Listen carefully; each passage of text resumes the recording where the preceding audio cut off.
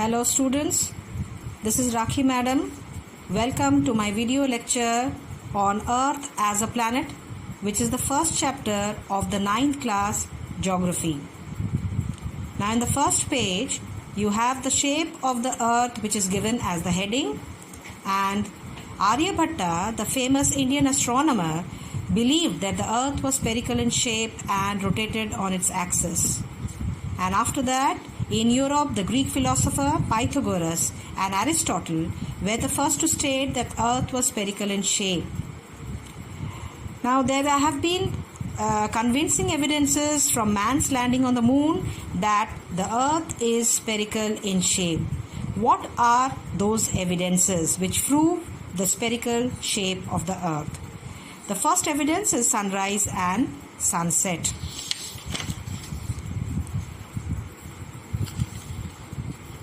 The second evidence is sighting a ship.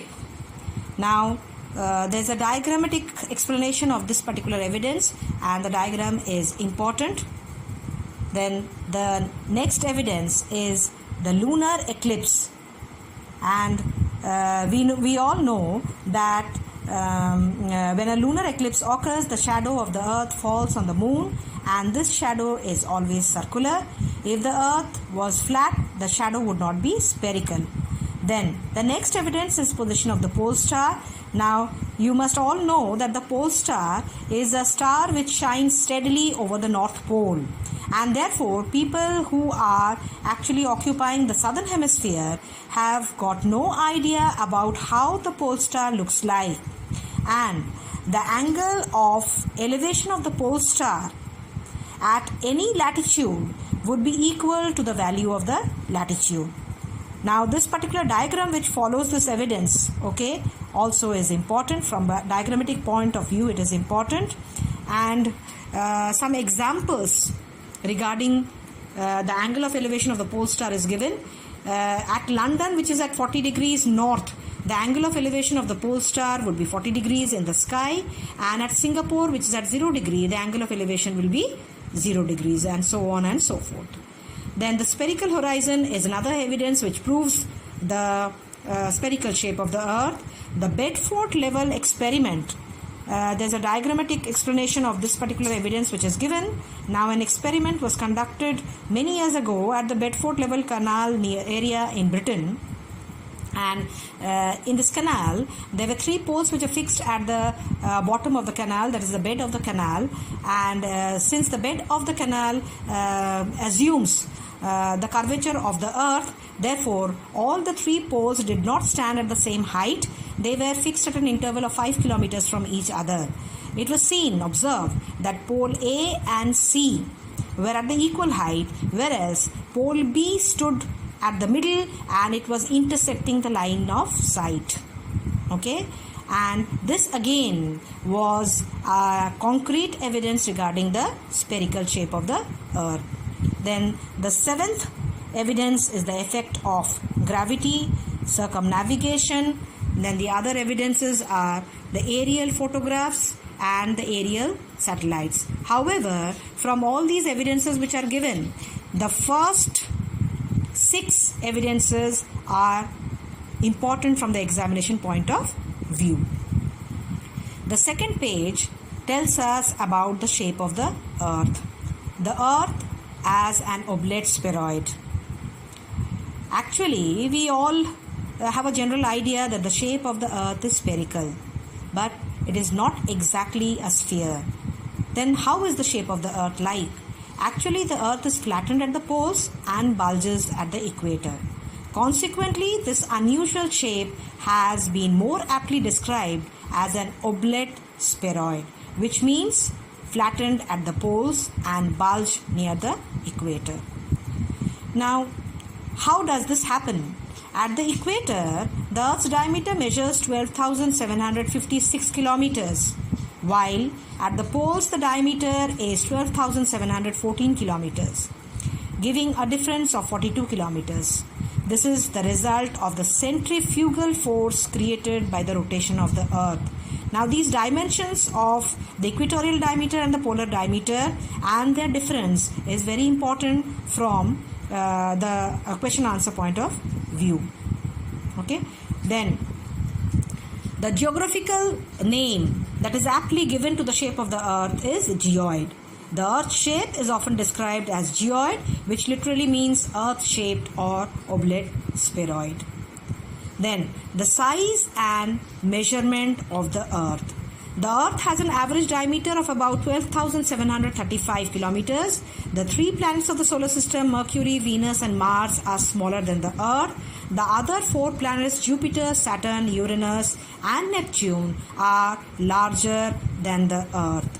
Now, in about 3rd century BC, a Greek philosopher called Eratosthenes carried out an experiment to actually find out the circumference of the earth. That was a calculation that was carried out by him. He found that on 21st June at a place called Sin in Egypt, the sun's rays reached the bottom of the deep well at 12 noon. That means the sun's rays were vertical 90 degree, and that is why it was able to reach the bottom of the deep well. This indicated that the sun's rays were vertical at Sin at that time of the day. On the same day, at Alexandria in the Nile Delta, the angle of inclination of the sun at noon was 7 degrees 12 minutes away from the vertical. Now Alexandria is a city which is little away from the Tropic of Cancer. So the angle of inclination of that particular city is just 7 degrees 12 minutes away from the vertical. And therefore, based on this particular variation of the angle of inclination of the sun's rays and the ground distance between the 2 cities, that is Sin and Alexandria, Eratosthenes carried out a calculation which showed that the circumference of the earth stands at 40,000 kilometers approximately. What is the answer? The circumference of the earth is equal to 40,000 kilometers approximately. Now look at the diagram which has been shown. This diagram also from the point of view of justifying your calculation is important. Okay, so this is important from the examination point of view. All of you will practice this diagram. Now in the next page, that is page number 4, we are told about the moon. Okay, the moon is the only satellite of the earth, and it is the nearest heavenly body to the earth, and therefore appears to be larger than any other heavenly body in the sky. Now the average distance of the moon from the earth is about 3,85,000 kilometers. The diameter of the moon is about only 3,480 kilometers, which is just 1/4 of the diameter of the earth. Okay, then the moon has only 1/6 of the earth's gravitational force. Therefore, human beings on the moon will weigh only 1/6 of their actual weight on the earth. Now in the fact file, we have been given some exclusive information. The highest peak is Leibniz Mountains near the moon's south pole, which rises to a height of 10,660 meters. The majority of craters have been produced by continuous rain of meteorites over them. The moon's surface is marked with all dark spots, or these areas are nothing but because of the impact of the meteorites, the fall of the meteorites on the moon's surface. Then the moon rotates on its axis and revolves around the earth in an elliptical orbit at an average speed of 3,700 kilometers per hour. This period needed for completing one rotation on its axis once in 29 days, and one revolution around the earth is approximately 27 days. This particular period is called as a lunar month. This is an interval between 2 successive new moons. Then look at the second paragraph of the second column. As the period of rotation and revolution of the moon are almost equal, the same side of the moon is always visible from the earth, the opposite side of the moon is always hidden from the view. Now, whenever you have a view at the sky or the moon, you will see that the moon always looks alike, not the shape. I'm talking about the appearance of the moon. You find the craters over the moon take up the shape, almost the same shape every day, and this tells us that the same side of the moon is always visible from the earth, and the other side, the opposite side, is always hidden from our view. Then the topography of the moon has been discussed in the third and the fourth paragraph. The next paragraph tells us about why Earth is considered as a unique planet. Now, the uniqueness of the planet Earth owes to the factor that the Earth occupies the optimum distance from the Sun. The Earth lies between the orbits of Venus and Mars, the average distance being about 150 million kilometers. Now, this is considered to be an optimum distance from the Suns.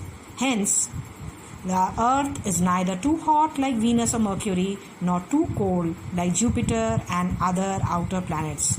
The average temperature of the Earth on the sunlit side is 17 degrees Celsius. Another unique feature of the Earth is that the Earth has an unique atmosphere which is rich in oxygen, which is about 21%, and nitrogen about 78%. And though other planets also have an atmosphere, but they do not contain much of oxygen. The presence of oxygen has made life possible on the Earth, as it is needed by all organisms for respiration. The next page tells us that the atmosphere acts as a protective blanket. How does it act as a protective blanket? Now, the ozone layer in the atmosphere absorbs the harmful ultraviolet radiations coming from the sun and prevents it from reaching the earth. That is how the atmosphere acts as a protective blanket for the earth. The atmosphere also absorbs the terrestrial radiation. What is meant by terrestrial, children? The radiation that is given out by the earth is called as terrestrial radiation. The atmosphere also absorbs the terrestrial radiation and keeps the earth warm during nights and winter. The presence of atmosphere around the earth reduces the extremes of temperature. Then, another unique feature of the earth is the abundance of water. You all may be knowing that the earth is called as a blue planet or the watery planet. This is because the surface of the earth has about 71% of water, which is covered by oceans and seas. Now, this layer of water on the surface of the earth is called as hydrosphere. Now, what is the importance of water on the surface of the earth? Water is present in solid and liquid states on the earth. Water appears in a gaseous state in the atmosphere also. Water is also essential for supporting plants, animals and other life forms on the earth. Water in the ocean helps to moderate the temperature conditions on the earth, which makes the circulation of water possible. So this tells us about the importance of water, which is found in abundance on the surface of the earth. The next paragraph gives us a brief discussion on the presence of lithosphere. What is lithosphere? The layer of rocks which forms the surface of the earth is called as the lithosphere. The lithosphere provides the valuable soil layer which sustains all plant life, which supports the greenhouse effect. Plants in turn also support directly or indirectly all forms of life on the earth. The lithosphere is also the source of all mineral resources needed by us to support the modern ways of life, particularly our industry. The industrial progress is dependent on the mineral resources which are found in the lithosphere. Then, the biosphere is actually a composite zone which is formed by the combination of all the three realms of the earth. Which are the three realms of the earth?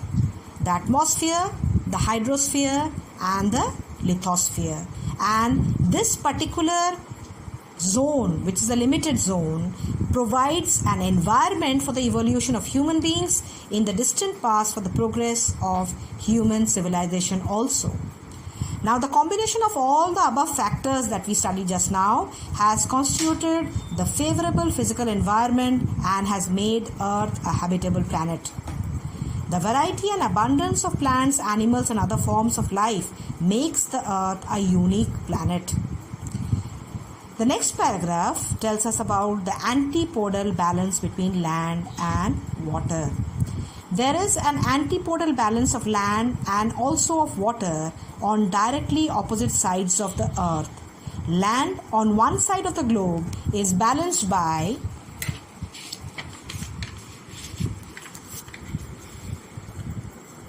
water on the other side of the earth. Now, there are a few examples to justify it. For instance, the North Polar Arctic Ocean is opposite the continent of Antarctica. The northern hemisphere is girdled by the large land masses of North America and Eurasia. In the southern hemisphere are the continents of South America, Africa and Australia. The landmass of Antarctica has three prominent protruding areas, one towards South America, another towards South Africa and a third towards Australia.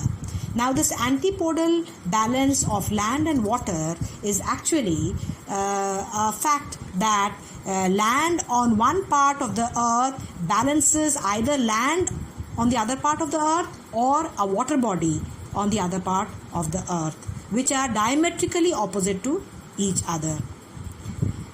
And the fact file again gives us some important information. Some of the most important epicontinental shelf seas located on the continental shelf in the tropics are between North Australia and New Guinea, between Borneo and Malaya Peninsula, and Thailand and Gulf Coast of North America. The average height of land is 900 meters, while the average depth of the ocean is 3,800 meters.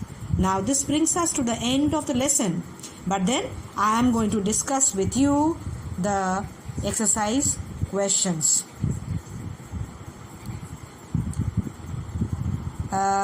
We will answer the following questions briefly. The first question is, why does the earth have an optimum temperature condition? Now the answer is given on page 4.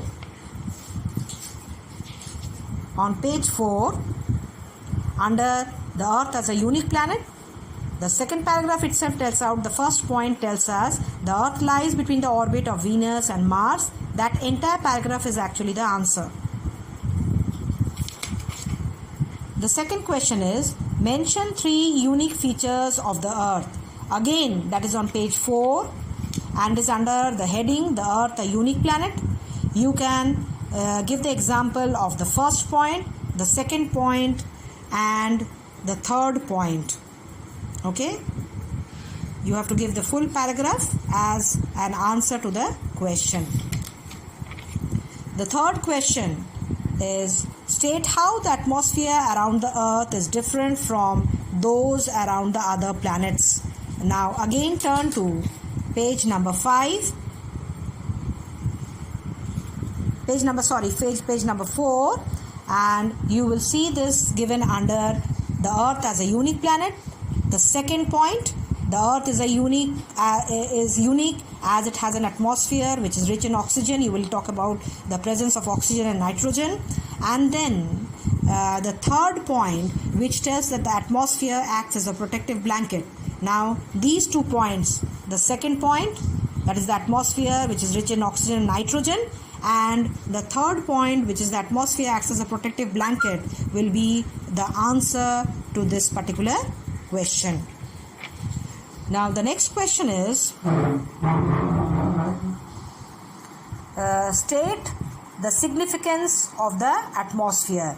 Again, significance of the atmosphere will be the repetition of answer number 3 again.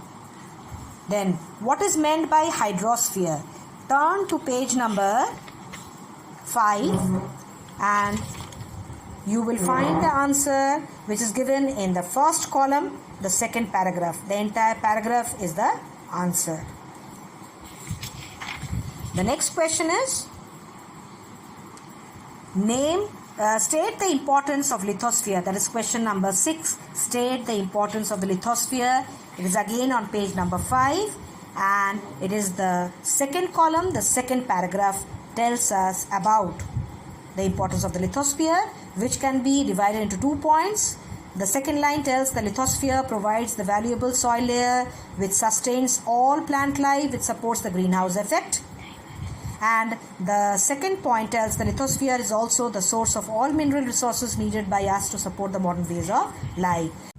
Now the seventh question is, name 3 factors which have made life possible on the earth. Now the answer to this question will be the same as the answer to question number 2. Mention 3 unique features of the earth. The next question is question number 8. The earth is the only planet that has life. Give 2 natural conditions that favors life on the earth. Again, it will be the repetition of the answer number 2, but here instead of giving 3 unique features of the earth, you will give any 2 natural features or natural conditions that favors life on the earth. Next, question number 9. State 3 evidences to prove the spherical shape of the earth. Turn to page number 2. And I have told you that the first 6 evidences are important from the examination point of view. So you will take into consideration any of these 6 evidences and you will write down any 3 explanations under this particular question. The next question is question number 10. Why is only one side of the moon visible from the earth? Turn to page number 4. And in the second column, the second paragraph, the answer is given. As the period of rotation and revolution of the moon are almost equal, the same side of the moon is always visible from the earth. The opposite side of the moon is always hidden from our view. The next set of questions are define the following. Biosphere. The first one is biosphere. Turn to page number 5. And in the second column, you find in the third paragraph, the definition of biosphere has been given. The various forms of the life on the earth constitutes the biosphere, which provided an environment for evolution of human beings in the distant past and the progress of human civilization. The second definition is hydrosphere, and turn to page number 5 again, and you find the definition of hydrosphere given in the first column, the second paragraph.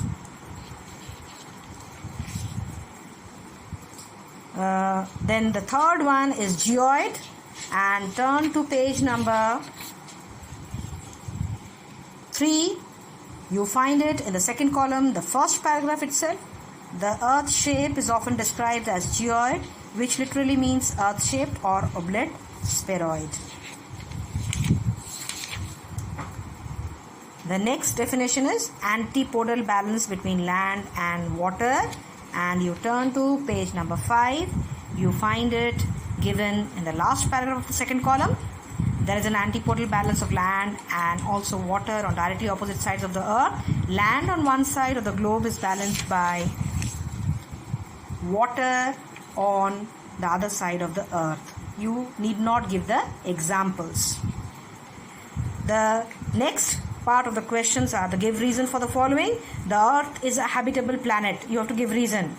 Earth is a habitable planet. So you will turn to page number 5, and in the second column, the second last paragraph, you find the combination of all these factors. What are these factors? The unique features of the earth are the factors.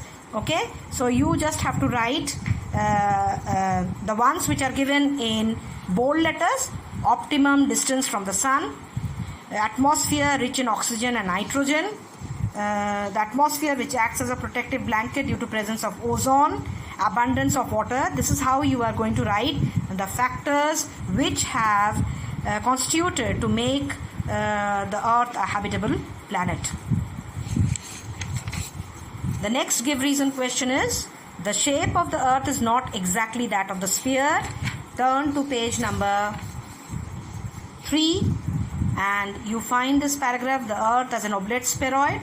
The first paragraph under it is the answer to your question. The next question is, why will human beings weigh less on the moon than on the earth? Turn to page number 4, and you find the answer given under the moon. The moon has only about 1/6 of the earth's gravitational force. human beings on the moon will weigh only 1/6 of their actual weight on the earth. Then the last one is the same side of the moon is visible from the earth. Again, it is on page number 4 in the second column, the second paragraph, which gives you the answer to this particular question. So that's all for today. Take care and please revise this lesson as I have discussed with you and go through the question answers. Thank you.